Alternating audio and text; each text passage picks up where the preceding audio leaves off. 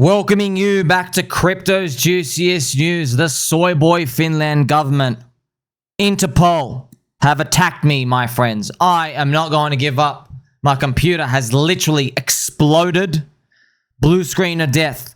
Windows update is trash.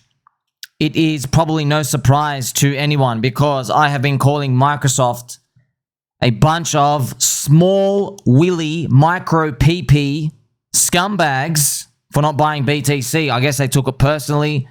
My computer is literally bricked.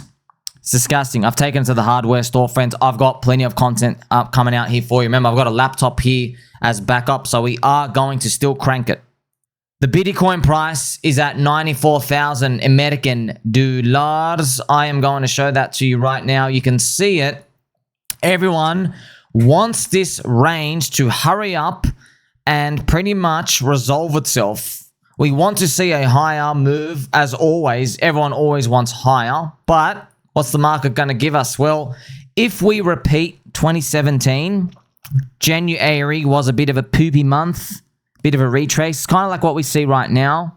And then we have 3 red monthly candles for this whole year total. But right now, we are actually still in the green for January. What do you think is going to happen? Do you think we're going to get more of a 2017 cycle or a 2021 cycle? Remember, this is the January candle here, monthly candle for Bitcoin price. Oh, man, friends, I've been doing so much overtime work here for you. I've had to record multiple videos, you know. If I record stuff, things work the first time. You come back and try them a month later, they don't work. It's kind of disgusting out here how this computer stuff is still glitching around. But first, before we even go through any of the news and stuff that's coming out, I'm really going to nail it home. We've always got our guiding star, the others BTC, to rely on. And that is it. That is the others BTC, the ratio of altcoins to BTC. And yes, I do often get asked, hey, what if this time is different? What if you don't read market cycles correctly? So, I mean, look, that's okay. That's okay. I just want to tell you something. When I tell you that cycles end on Euphoria, I'm not just speaking about crypto. I'm speaking about every cycle. What do people do when they're euphoric? They don't just eat jelly beans. They don't just do that, friends. They go on spending sprees. When gold goes up, they go and speculate on miners. They're like, oh, you're going to try find gold in the Atlantic Ocean with a UFO ship? Sweet. I'll buy your company because gold price is so up. What about stocks? Internet stocks. After the 8 years, 9 years of running, they go, oh, you sell dog food on the internet? Sweet. Let's give you $1 billion valuations plus. Okay, which is actually huge back then. So you get the point, right? People splurge from the psychological wealth effect. The US Fed understands this the most, by the way. All central bankers understand this. What would splurging in crypto be? Well, it's altcoins. Okay, altcoins, friends, they have not been splurging. They have not been buying luxury item style, okay? We're only like less than 18% of Bitcoin size. If we were towards 40 to 50%, actually not even 40, friends, 40 is here, that's still a joke. If we were towards this 50 to 60% ratio, that would be concerning. That is a sign of euphoria. Go, oh, wow. And now here's the thing. Why don't people ever act on that? It's because they see, we know a lot of things are happening, but people look at their own individual coin and they simply don't think it's high enough. They say, well, yeah, I know there's been a lot of stuff kind of moving, but my coin isn't high enough. My coin should be much higher. And what they do is they will often anchor to the unicorn. So in 2021, we saw Doge hit 90 billion market cap. Yeah. And we saw XRP hit 100 billion. We saw Cordanzo hit 100 billion. So when it came to the end of the cycle here, many people, they said, well, a Doge is a useless meme coin that hit 90 billion. And like my coin is only like 5 billion. We've still got like a 15x to go. Do you see how that problem basically becomes a larger issue later on? Because you're anchoring to the unicorn. But basically, people try to like wrestle with what they think product market fit is. You just have to appreciate that it's chaotic and it's random, friends. And I am wearing my Ash Ketchum Pokemon hat. We are catching friends every step of the way. Let's go. Now, the Bitcoin price is doing better than the Ethereum price. Ethereum is still poop, 3,200. I maintain that, it'd be nice, friends, if Ethereum gets to 7K this year and then 14K by the end of the year. But since it's the third cycle curse, maybe it only goes to 6K and then at the end of the year, 12K. I mean, I hope we get something like that, but that would still be terrible for the ratio pricing, to be honest, because Ethereum is so low right now. it has round-tripped 8 years of gains against Bitcoin. So basically, the market, friends, I'm telling you, the market's wrong. Mr. Market, you are wrong. You are telling me that Ethereum has gained nothing on Bitcoin in 8 years. It brought us DeFi. It brought us perpetual swaps. It brought us memes. It brought us gaming, metaverse, NFTs, zero-knowledge technology, more privacy solutions, stable coins, DEXs. I can go on and on. You're telling me, Mr. Market, that Ethereum, after adding all of this to humanity, and especially Bitcoin's using the Ethereum tech, by the way. Do you know that, friends? Ethereum's so powerful as an idea that Bitcoin, they have to use the zero-knowledge technology. It's going to take them like 5 to 6 years to finally implement it and stuff. Yeah, to get their layer 2s or whatever they want to do. So I think the market's wrong. That's why I'm confident that the market's very, very wrong on this. And I'm not confident that often, but like I'm only confident now because it went on for so long. I mean, check this out, man. This price, like horrific. This thing's like, round tripping 8 freaking years, man. So it is what it is. A lot of people are going to justify it and say, well, you deserve to be there because, Vitalik eats bugs and there's too much soy latte consumption out here. Okay, you're fair to think that. And you are right, by the way, but it doesn't mean it stays like that forever. Like, what if Vitalik stops eating bugs? What if these guys start doing 1x their body weight in deadlifts, What if these guys start doing push-ups, friends? What if they start getting their triceps bigger? You see what I mean? The game can change. Now, friends, on to the most bullish of bullish news of all. I've just got to confirm this for you. The bull market's still on. Why? I have got a new bum cushion, okay? Straight from IKEA. And this is an ultimate bull market indicator signal. It's just telling you that the fire engines, they're coming. They're coming. The rocket engines are on. Well, we're ready. We're ready to turbo blast into space out here. So we're definitely coming back. And yeah, 2025, as it progresses, we're going to see these things get toggled up more and more and more. And you're going to get used to it as they get toggled up. That's what they call greed. Yeah, but we're like so far away from greed, you can't possibly imagine people being greedy. So like, hopefully we get there nice and safely. Now, I want to speak a bit about PulseChain, friends. So PulseChain community is awaiting Judge Aunty Carroll decision for Richard Hart versus the corrupt SEC with the deadline January 20th approaching. So I just want to remind you, okay, so Judge Aunty Carroll, she is doing her jurisdiction, I guess, legal hearing thing, the speakings, whatever the legal jargon for it is. So what's actually happening is, remember, corrupt SEC, just like the soy boy Finland government, they still can't answer who owns the blockchain. They can't answer that. So there's a problem, right? If you can't tell me who owns the blockchain and you can't tell me where the blockchain is, how do you expect these legal stuff of the past to work? Because you've never seen something like this before. Because as we know, friends, when you have land, it's physical real estate. You are on a piece of land, you can point to it, there's longitude and latitude readings. You can identify it and you go, oh, this is under this jurisdiction, this geographical boundary. Okay, so you can tax it, land tax or whatever. Okay. Crypto does not work like that. It's digital. It exists on the internet. And the coins exist on the internet. The coins are spread out to the whole world in terms of there's nodes everywhere all across the world, right? It's decentralized. So it's the network all around the world. Now, the next part is you say, okay, well, it's not just about the coins, it's who controls the coins. Okay. If somebody controls coins, how do you know they can't control it tomorrow? Or they can control it? How do you know that? What about the other way? What if someone can't control coins yesterday, but now they can today? How do you prove that? How can anyone prove that? So how can they prove that they know a key or they don't know a key? Well, if they can kind of prove they know a key by signing something. Okay, but how do you prove maybe that's lost? How do you do that? Very interesting. These things, we have to work this out in international court. It's going to take a while. But yeah, these are the things that's going to come in the future. That's why soy boy Finland government and SEC, corrupt SEC, with their lactating man boobs, they're trying to claim all these jurisdictions just to grab money. But we know the law is bigger and more powerful than that. And people aren't going to stand for it. So those are the things that come to my mind when I'm thinking about, say, this PulseChain, SEC stuff. That's what Judge Aunty Carroll, friends, she did ask the famous question, like, where's the blockchain live? So if you want jurisdiction of this, like, where is this thing that you say you have jurisdiction of? That would be a good case for us. I'll just show you the PulseChain monthly chart price here. This is it right now on the left. So we are still caught between the wedge, and ultimately we're looking for a resolution to the upside. Some people believe that we're going to get a partial dismissal, where maybe Judge Aunty Carol, she says, well, you know, I don't want to throw everything out, but SEC, you really, like, you got a lot of things that you need to answer that you can't answer and stuff out here. So maybe just makes it less likely they keep pursuing. But all of these will come out in due time, friends. I've got to remind you as well, man, like, the community is not going away.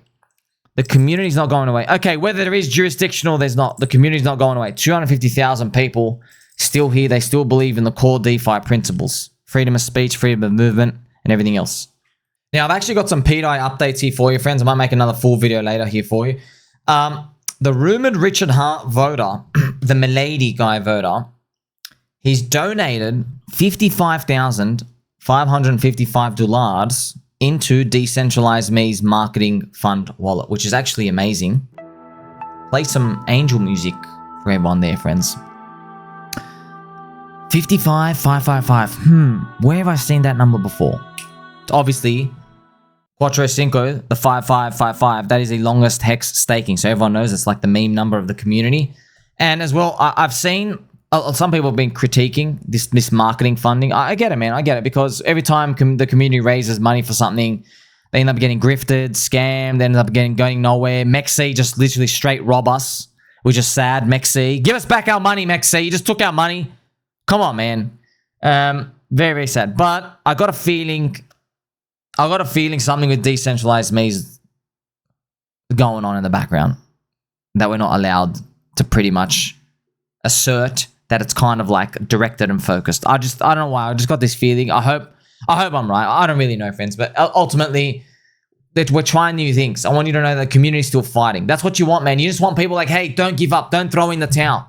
Put the gloves on and keep fighting. That's exactly what we're doing. So they're going to try marketing different avenues. Like, and one of the great examples, right? You go straight to the direct negative FUD article source, and then you get articles produced which are positive news, which shed another light. You get it? That's what you want to see. That's a really, really good strategy. I'm just showing you, but there's more of us out there to come. Over this weekend as well, friends, there's been crypto Twitter have been erupting, okay? Because Bankless, the Richard Hart critics, were caught dumping $1.7 million of a token on their audience within hours of receiving it. So if you remember, right, Davey Soy Hoffman, Ryan Soy Adams, they were critics of Richard Hart, saying he should be in jail. They called for the corrupt SEC. Hey, SEC, please go and get Richard Hart. That's exactly how they said it, in that tone, exactly. Everyone who's watched the video, they know exactly it goes like that. And I mean, like, fate loves irony, doesn't it? Remember, friends, I'm not here to kick people when they're down, but I'm just telling you now, we're not actually kicking down. We're like dragon punching to the sky, because like these people, they're almost like the gatekeeper controllers at this point. They're very powerful. They have 50 to 100 VC allocations, angel allocations. And look, man, welcome to PulseChain. We love you. Just here's the thing, man. Like, okay, you're free to say, like, let me just translate here for you, friends. You know when these people say, can we go and get Richard Hart? Scam. When they say that, what they're actually saying is, they're saying that they want your bags to go to zero here. That's what they want. They're actually saying, hey, I know this price is low, but it actually should be lower. It should go to negative prices. That's what they're saying. They're saying you should all be dead. And I present the other argument side. Like, oh, you know what, man? You know, you could be right. You know, it is a speculation gamble thing overall. But there's 250,000 people here, man. There's real DeFi principles, despite what you say. And then, like, now you're dumping $1.7 million on your family, your own family, man. You know what they did, friends? They brought in a guy to talk about AI agents, which is, come on, bro. Come on. Bankless guys, come on, bro. You guys know AI agents are literally just chatbots with a meme coin agenda attached to them. That's it, bro. You know people are going to get over them. What, you think chatbots are going to, like, change the world now? So they got some guy to come talk about AI agents, chatbots, for like 30 days ago. The guy drops them $2 million of tokens in there, and then everyone starts buying, and then these guys dump. So this is the game, man. We see it time and time again. It's just critics of Richard Hart. You guys aren't doing a good job, by the way. Just letting you know. I'm sitting here and I'm trying to be as neutral as possible because I'm here to play the game. I'm like, oh, if this guy is scamming, let me go get other stuff out here. And I'm like, wait a minute, like you guys say he's scamming, but then you go and dump.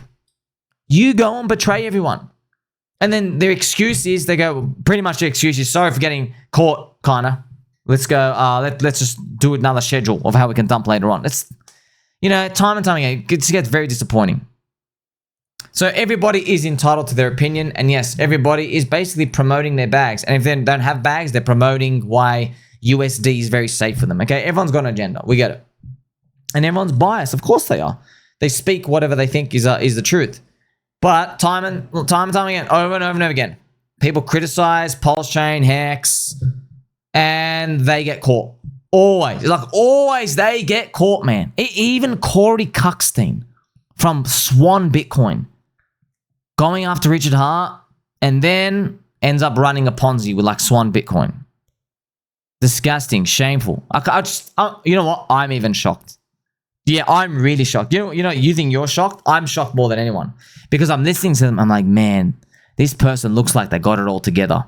They look like they never get anything wrong. When they do their high school exams, they get 30 out of 30 in that maths quiz. They just look like they're just so convicted. And then they're wrong.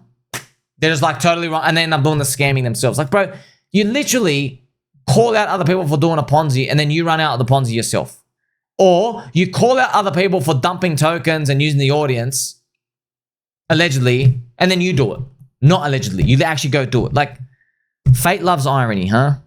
Now, I want to give a very special mention to CryptyGirl here. So, CryptyGirl, friends, has done this wonderful TikTok-esque video for... Another one of Richard's lawyers was the former senior trial counsel at the SEC, Chris Davis, and a former U.S. Department of Justice lawyer. So as you can see, that's wonderful, friends. Hopefully the audio and stuff, everything's great.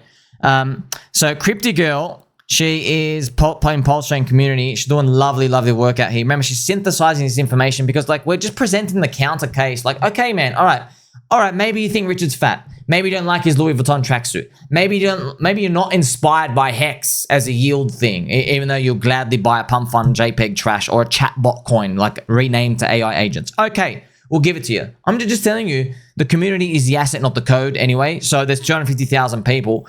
We just concluded the Hex conference, man. There's going to be a PulseChain conference, okay? So we just concluded these, friends. And like these logos, they're not going away anywhere. The community's not going away anywhere. There are 72 streamers, 170 content creators. The fundamentals, the people are there. The people are there. They're building friendships. There's actually people building code. We just got a new aggregator. And yeah, it's a bit of controversy with the aggregator, back and forth, different aggregators. Who cares, man? Better competition for all of us. Everyone wins. See, that's the best part about PulseChain. We have a like do your own work type of philosophy out here. And yeah, thank you to Lady CryptyGirl as well for just showing us when it comes to these. When it comes to these, friends, remember Richard Hart's lawyers are also representing Donald Trump. And they're going to be guiding them for ethics in their presidency. And these lawyers, thank you to Mr. Nuclear Herbs and the other legal dudes in PulseChain and dudettes, they said that these lawyers, they're so popular that they reject more people than they accept because they care so much about the reputation, the win rate. They don't want to take on people that are like too shady and just tarnishes their name. So, like, it kind of gives you an idea, man. Like, on one hand, the crypto mainstream media are saying, it's a scam, you're going to zero. Can we go and get Richard Hart? I'm Bankless, dude. Yeah, when you're dumping on everybody, they're not bankless by choice. They're bankless because they freaking got nothing left in there. They've been soaked dry. $0. They're bankless for the wrong reasons. So you're just seeing these, all these, the picture, friends, the puzzle pieces slowly coming together. But, you know, it's going to take, I guess, the rest of this year for it to finalize itself. Last thing I'm going to go through with you, friends. See, Litecoin official Twitter has tweeted very salty things at Soylana today. So they basically just called it casino, pump fund, JPEG trash. What I'm going to do is I'm just going to show you their tweets out here. So the first thing Litecoin did was they tweeted that Soylana is a pimple on crypto's bum. Basically saying like you're just a little thing, you don't really add anything and stuff out here. Now they have some more aggressive posts out here. They're fighting back against Litecoin FUD. They said this is willful ignorance and a false narrative still 7 years later. They go on to basically justify. They said Charlie Lee, he had Litecoin since 2011. He let the public decide the launch date. Then he mined it like everyone else. Basically defending Charlie. But then at the very, very end, they come to the conclusion. They say, I will not give Soylana any credit or respect when literally its main use case at this time is creating tokens people rug each other on, as well as naive investors. So if you've been watching my channel for like over a year and a half, I have been clearly telling you there are different parts of the technology adoption curve. Yeah. Bitcoin had the cypherpunks at the start. That is innovation. That is the innovative, forward-thinking, the visionaries. They are insignificant now. Now we have late majority skeptics, laggards, the Bitcoin ETF. That's the type of agenda of the maturity of people coming in. So there's more people in now, yeah? Litecoin was part of that cypherpunk type of approach at the start. You know, it's all about the code and stuff. But now, it's not. Now you have Soylana coming in, blowing its price chart out of the water, which I'll show you. And it really is rough to see, but man, it is down 96.5% against Bitcoin after 10 years. Literally 10 years, man. So what's going on here? Well, how many times I told you? The internet was made to liberate mankind. Yes, share information, stop oppressive governments from lying to their citizens. That's how it was started, friends. That was the internet. Now, the internet, 30 years later, 40 years later, 33% of it is literally just premarital fornication. The combination of genitals between 2, 3, or sometimes 5 consenting adults. That's exactly what the internet is now, 33%. 1/3 is literally just naked people. Wild. So restrict yourself from passing judgment on that though, because think about your own life. Do you spend heaps of your own day advancing like cancer research, advancing 0-point energy, advancing human knowledge? No. You're just like, you're keeping the house lights on, right? You're doing janitor work. So most of our lives are actually like that. That's just like the technology adoption curve is the same thing, right? It's mimicking that too. So that's why when you see these Litecoin posts and stuff out here, it is a bit funny, but also just showing you like, oh, you're like, the new kids are upsetting the old kids, the old boomers. They're like, get off my lawn. You know, because Soylana's been obviously gaining adoption. Yeah, I know you may not agree with it, friends, but it's the same thing. Like maybe you don't agree with 500 million men giving 5 out of 10 girls money on OnlyFans every year. Maybe you don't agree with that, you know, but it's not about whether you agree or disagree. It's just like there's a price and there's valuations. Do you think it will happen more or happen less in the future?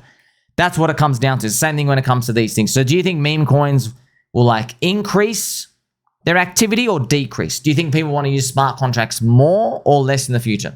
You know, that's just the type of mindset you need to have when navigating these types of things. And when it comes to Litecoin, you know, look what the people are doing. They're choosing Soylana and meme coins and pump fund JPEG trash trading too. So they are choosing that. You know, whether you want them to or not, that's not up to us, friends. That's not really, that's just how it's going. And if you want to fight that, look what Litecoin's done. Right, Litecoin getting obliterated, down 96.5% against BTC. So I can use all these analogies for the internet, and you know, you're not a cypherpunk innovator anymore. The market's moving on. It's moving on to new things. It's adopting more people, and that's just how it goes.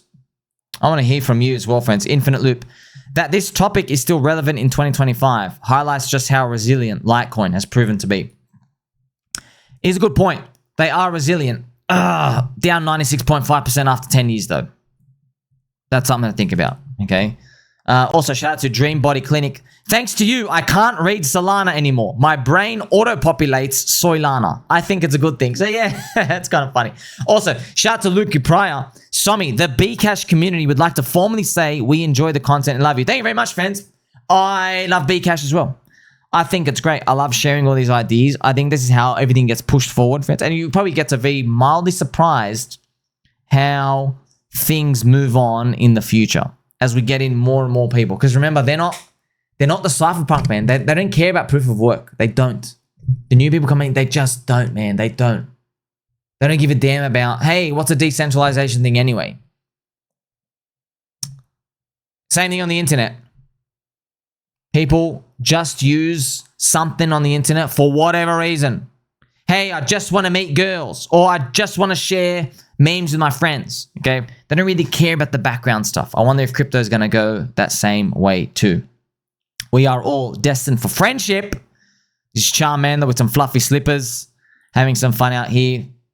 Remember, friends, I am experiencing technical difficulties. I've been doing my best here for you. You know, I've actually recorded this video 3 times. Every time I play it. This same video. This is the 3rd time now I'm making this video. 30 minutes long, something ends up blowing up and the audio comes up. So, we're still going to make it. There's plenty more to come for January. Trump's inauguration, January 20th. Like, subscribe, bell button, or catch you in the next one.